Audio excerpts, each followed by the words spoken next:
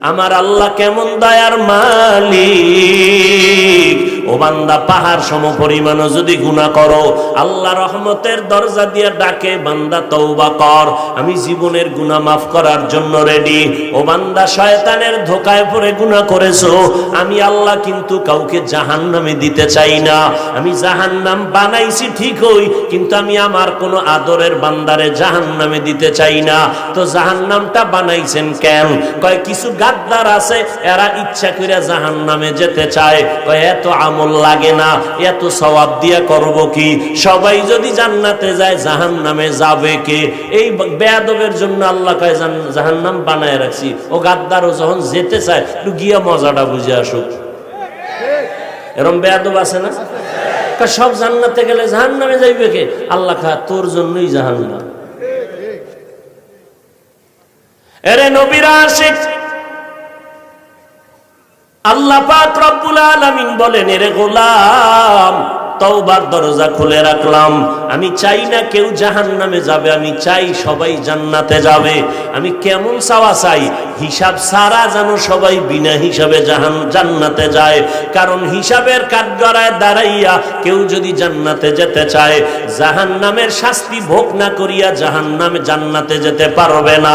এরে নবীরা আশিক, বিনা হিসাবে যদি জান্নাত পেতে চাও, আল্লাহর ওয়াদার হলো মুসলমান না হইয়া কবরে আসবা না।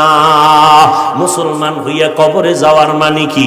বলে বান্দা, তোর অন্তরটারে গুনাহ থেকে পবিত্র বানাইয়া কবরে আয়। আমি আল্লাহ কিয়ামতের আগ পর্যন্ত কবর বেহেশতের বিছানা বানায় দিব, জান্নাতের সাথে রাস্তা বানায় দিব, জান্নাতের হাওয়া বাতাসে তুই আরামে ঘুমাবি। আল্লাহ পাক রব্বুল আলামিন হাসরের ময়দানে হিসাব ছাড়া জান্নাতে পাঠায় দিবেন। আল্লাহ চান বিনা হিসাবে জান্নাতে দেওয়ার জন্য। যদি বিনা হিসাবে জান্নাত পেতে চাও, তওবার মাধ্যমে বান্দা গুনাহ থেকে অন্তরকে বাঁচাও। পিছনের গুনাহ থেকে বান্দা ইস্তেগফার আর তওবা করো, আর গুনাহ করবা না। সামনের জীবনে যেন গুনাহ না হয়, তাকওয়া আল্লাহর ভয় অন্তরে জমা করো। একা একা পারবা না, কারণ শয়তান চতুর্মুখী ষড়যন্ত্র করতেছে।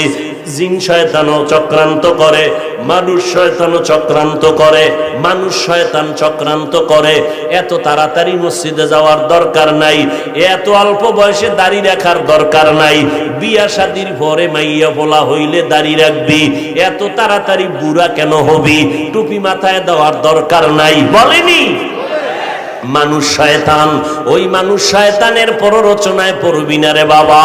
তওবা কর, একজন খাঁটি আল্লাহওয়ালার সাথে সম্পর্ক রাখো। যেই আল্লাহওয়ালার কাছে গেলে নবীর সুন্নতের আমলের মোহাব্বত বাড়ে, চোখে পানি আসে, কান্না আসে, জাহান্নামের ভয় অন্তরে জমা হয়। এমন উলামায়ে আহলে হকের পরামর্শ নিয়ে আমল করো। আর ফাঁকে ফাঁকে তোর মা যদি থাকে, মা বাবা থেকে একটু দোয়া নিয়ে চল। কারণ মা বাবায় যদি মাথায় হাত দিয়া দোয়া করে দেয়, আরশে আজিমে পৌঁছতে সময় লাগবে না। ওই মা বাবার দোয়া নিয়ে সামনে আগাইও। ও পর্দার আড়ালের আম্মা জান, আল্লাহ আপনাদের এত সম্মান দান করেছেন। আপনারা নবীদের মায়ের মতো মা, সাহাবায়ে কেরামের মায়ের মতো মা, আপনারা আয়েশা রাদিয়াল্লাহু আনহার মতো নারী, খাদিজা রাদিয়াল্লাহু আনহার মতো নারী, ফাতেমা রাদিয়াল্লাহু আনহার মতো নারী। আরে আম্মা জান, এই জমিনে যত ভালো ভালো সন্তান আছে, আপনাদের অবদানের কারণে। এসপি সাহেবের ব্যবহার ভালো, মায়ের অবদান। এমপি সাহেবের ব্যবহার ভালো, মায়ের অবদানের কারণে। ওসি সাহেবের ব্যবহার ভালো, মায়ের অবদানের কারণে। ও আল্লাহর বান্দা, চেয়ারম্যানের ব্যবহার বড় ভালো। এটা তাদের ব্যক্তিগত কোনো বাহাদুরি না, সব ভালোর পেছনে আছে মায়ের দোয়া, মায়ের অবদান। মা ভালো, মায়ের আদর্শ ভালো, নামাজ পড়ে সন্তানও আদর্শওয়ালা হয়। যেই মায়ের আদর্শ দুর্বল, ওই সন্তানগুলো আদর্শের লাইনে দুর্বল হয়। ও যুবকেরা, এতক্ষণ তোমাদের পায়ে হাত দিয়া বিনয়ের সাথে বয়ান করে একবারও বলি নাই আল্লাহরে মানতে যাইয়া চাকরি করা যাবে না, একবারও বলি নাই ব্যবসা করা যাবে না, বলি নাই স্কুল সাইরাম গো মতো হুজুর হইয়া যাও, একবারও বলি নাই রে বাবা। বরং আমি সাহস সাহস দিয়া বললাম, স্কুলে যারা পড়ো সেই পড়া ছাড়বা না, কলেজে লেখাপড়া করা বন্ধ করবা না, ডাক্তারি পড়ো আলহামদুলিল্লাহ, ইঞ্জিনিয়ারিং পড়ো আলহামদুলিল্লাহ, প্রফেসর হও আলহামদুলিল্লাহ, দোয়া করে গেলাম, ওই লাইনে লেখাপড়া চালাও। তবে খবরদার তুমি ভুইলা যাইও না, তুমি কিন্তু মুসলমান, তুমি মদিনাওয়ালা নবীর আশিকেই কথা ভুলে যাইবা না। ও যুবক, তোমার মতো যুবক স্কুল কলেজে পড়িয়া জীবনে মাদ্রাসায় কোনোদিন পড়ে নাই, সাক্ষী দিও সত্য কথার। তোমার মতো যুবক ছেলে মেয়েরা স্কুল কলেজে পড়ে 5 ওয়াক্ত নামাজি, মিথ্যা বলবা না, আছে না নাই? তোমার বিবেকের কাছে প্রশ্ন, আল্লাহ পশুরে আকল দেয় নাই ভালো মন্দ যাচাই করার, আশরাফুল মাখলুকাতের আল্লাহ পাক বিবেক দান করেছেন, তুমি বিবেক দিয়া জবাব দাও, তুমি কেন নামাজ পড়তে পারো না? তোমার মতো যুবক র‍্যাব, আর্মি, পুলিশ, বিডিআর এর চাকরি করে 5 বেলার নামাজ পড়ে, তুমি কেন পারো না রে বাবা? তোমার মতো যুবক সন্তান রাস্তায় গাড়ি চালায় 5 বেলার নামাজ পড়ে, তুমি কেন পারো না? তোমার মতো যুবক নদীর মধ্যে মাছ ধরে 5 ওয়াক্ত নামাজ পড়ে, কৃষি কাজ করে, নামাজ ছাড়ে না, তুমি কেন পারবা না? ও বুড়ারা, আপনাদের মতো কত বুড়া লাঠি হাতে নিয়ে কষ্ট করে মসজিদে গিয়া 5 বেলার নামাজ পড়ে, আপনি বুড়া কেন পারেন না? পর্দার আড়ালের আম্মা জান, আপনার মতো কত মা পর্দা করে, স্বামীর খেদমত করে, মাল হেফাজত করে, 5 ওয়াক্ত নামাজ পড়ে, তাহাজ্জুদও পড়ে।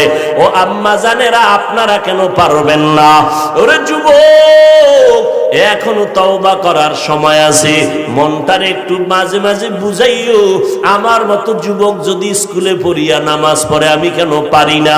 মনে হয় আমার আল্লাহ বুঝি গুনার কারণে বেজার, মা বাবার মনে হয় অভিশাপ তোর কপালে লাগছে রে যুবক, ওই মা বাবার কষ্ট মনে হয় তোর কপালে লাগছে, এই কারণে মোনাজাতেও তোর চোখে পানি আসে না, নামাজের জন্য দিলটা একবারও কাঁদে না।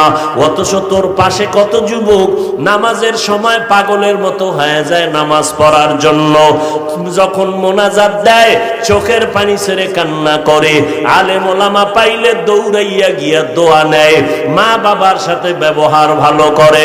ও পর্দার আড়ালের আম্মা জানেরা, সন্তানটারে ডাক্তার বানাবেন, বাধা নাই, তবে কোরআনওয়ালা আদর্শ ডাক্তার বানায়া যাবেন।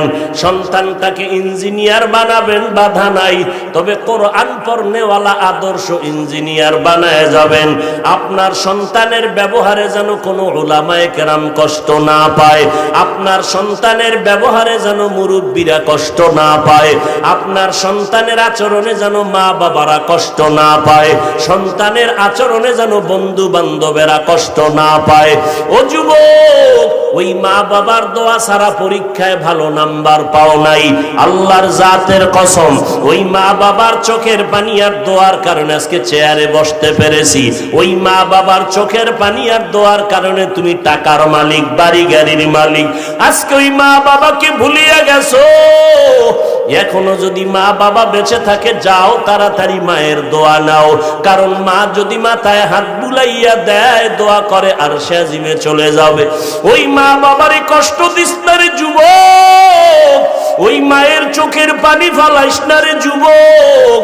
আমি তো বলি বাবা, মা বাবারে যারা কষ্ট দিবি, ওস্তাদের যে ছাত্ররা কষ্ট দিবি, আল্লাহর কসম 1 বার, আল্লাহর কসম 2 বার, আল্লাহর কসম 3 বার, মরার আগে তুই পঙ্গু হইয়া বিছানায় কান্না করে কষ্ট পাইয়া মরবি, পঙ্গু না হইয়া তোর মরণ হবে না। লিখে রাখ, যারা মা বাবার সাথে বেয়াদবি করবি, মরার আগে আল্লাহ তোরে পঙ্গু বানায় দিবে। এমন অ্যাক্সিডেন্ট করবি, রাস্তায় আর হাঁটার শক্তি তোর হবে না। যদি ওস্তাদ শিক্ষকের সাথে বেয়াদবি করো, রাস্তায় হাঁটবি, পা ভেঙে যাবে, অ্যাক্সিডেন্ট হয়ে যাবে। মরার আগে যদি পঙ্গু হইয়া বিছানায় কষ্ট পাইয়া মরতে চাও, তাহলে সন্তানেরা মা বাবারে কষ্ট দাও, ও ছাত্ররা শিক্ষকের সাথে বেয়াদবি করো। ও আল্লাহর বান্দারা, আর যদি কও না আমি পঙ্গু হইয়া কষ্ট পাইয়া মরতে চাই না, বেয়াদবি যদি করিয়াও থাকো, তাড়াতাড়ি মা বাবার কাছে গিয়া ক্ষমা চাও। কোটি টাকার মালিক দেখো, অভাব হয় না দূর, গরিবে ঘুমায় আরাম করে মনটা বাহাদুর। ফেরাউনের লাশটা দেখো মিশর জাদু ঘরে, খায় না মাটি পোকা মাছি সবাই ঘৃণা করে। হৃদয়ে থাকিবে যার নম্রতা সদা, রহমত আসিবে সেথা প্রভুর ওয়াদা। বড়র বাড়াই থাকলে দিলে রহমত আসবে না, নিজেকে নিজে ছোট মনে করিও সদা। উঁচু জমিন থেকে পানি নিচু জমিনে যায়, তেমনি খোদার রহমত আসে নম্রতার হৃদয়। ভোগবিলাসের বাড়ি গাড়ি পরে রবে সব, থাকতে সময় স্মরণ করো আল্লাহ আমার রব। আমার রব কে? ওই আল্লাহর মতো আপন আসেনি কেউ। কেমন দয়াময় আমার রব, কেমন আমার আল্লাহ। আম্মা জান আমার স্বার্থের জন্য মাঝে মাঝে রাগ করেন। আমার সোনার বাংলায় তাকায় দেখলাম অনেক মা বাবা সন্তানের স্বার্থের টানে পড়ে হত্যা করেছে, আবার অনেক সন্তান স্বার্থের টানে মা বাবাকে হত্যা করেছে। একবার দুবার তিনবার অপরাধ করলে মা বাবা আর মোহাব্বতের নজরে তাকাতে চায় না। আমার আল্লাহ বলেন, আমার দেওয়া পানি, আমার দেওয়া বাতাস, আমার দেয়া সূর্যের আলো চাঁদের আলো, জমিনের ফসল গাছের ফল খাইলি, নদীর মাছ খাইলি, ওরে নিমক হারাম, একবারও আলহামদুলিল্লাহ বললি না, আমার হুকুম মতো নামাজ পড়লি না। ওলামায়ে কেরাম পায়ে ধরে ধরে দাওয়াত দেয়, নামাজ পড়ো, পর্দা করো, হালাল খাও, নবীর আদর্শের মালা গলায় লাগাও। এরপর নামাজ নাই, রোজা নাই, নবীর সুন্নতের খবর নাই।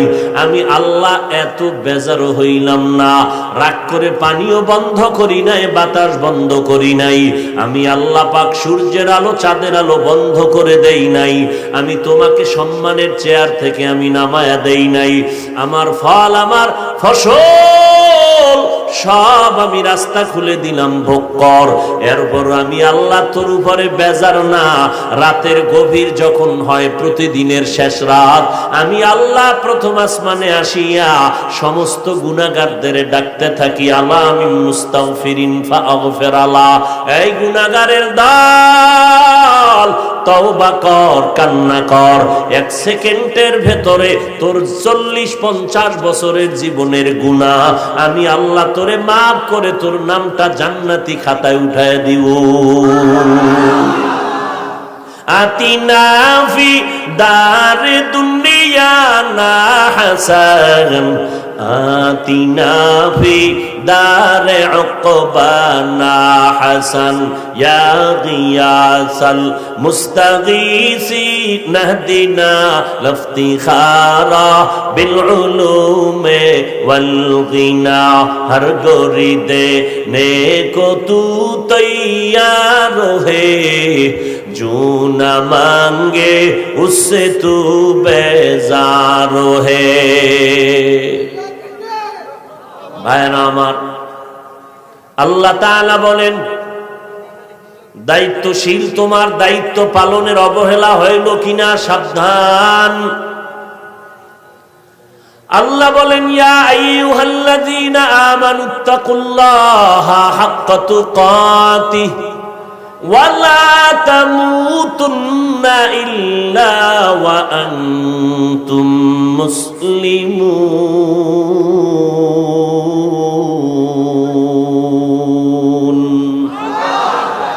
মুসলমানি বুয়াদ গর্দন নেহাদান, এনানে খুদ বদস্তে খা জাদাদান, গর্ব সুরত আদমি ইনসাবুদে আহমদবু জাহলো হামেক সাবুদে।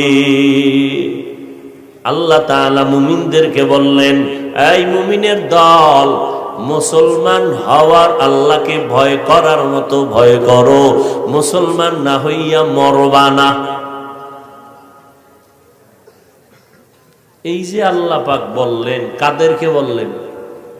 মুমিন যারা তাদেরকে, এই মুমিন আল্লাহকে ভয় করার মতো ভয় করো, মুসলমান না হইয়া মরবা না। সাহাবায়ে কেরামে আওয়াজ পেয়ে কান্না শুরু করলেন, পেরেশান হয়ে গেলেন। আল্লাহ যত বড়, ওই পরিমাণ আল্লাহকে ভয় করা কারো দ্বারা সম্ভব হবে না। নবীজির কাছে গিয়া হাজির, নবীও পেরেশান অবস্থায় আছেন। আল্লাহ জিব্রাইল আমিনকে সান্ত্বনার আয়াত নিয়ে পৌঁছে দিলেন। জিব্রাইল আমার নবীর আদালতে আসলেন, নবীর দরবারে এসে বললেন, ও নবী, সান্ত্বনার বাণী আল্লাহ দিয়েছেন, ইত্তাকিল্লাহা মাস্তাতাতুম। ওরে দুনিয়ার মুমিনেরা, আল্লাহকে ভয় করার মতো হক আদায় করে ভয় করতে হবে না, বরং তোমাদের সাধ্য মতো আল্লাহকে ভয় করো। সাহাবায়ে কেরাম আশ্বস্ত হলেন, হ্যাঁ আমাদের সাধ্য মতো আল্লাহকে ভয় করা সম্ভব, তবে আল্লাহর হক আদায় করে ভয় করা কোনো বান্দা বান্দির দ্বারা সম্ভব হবে না।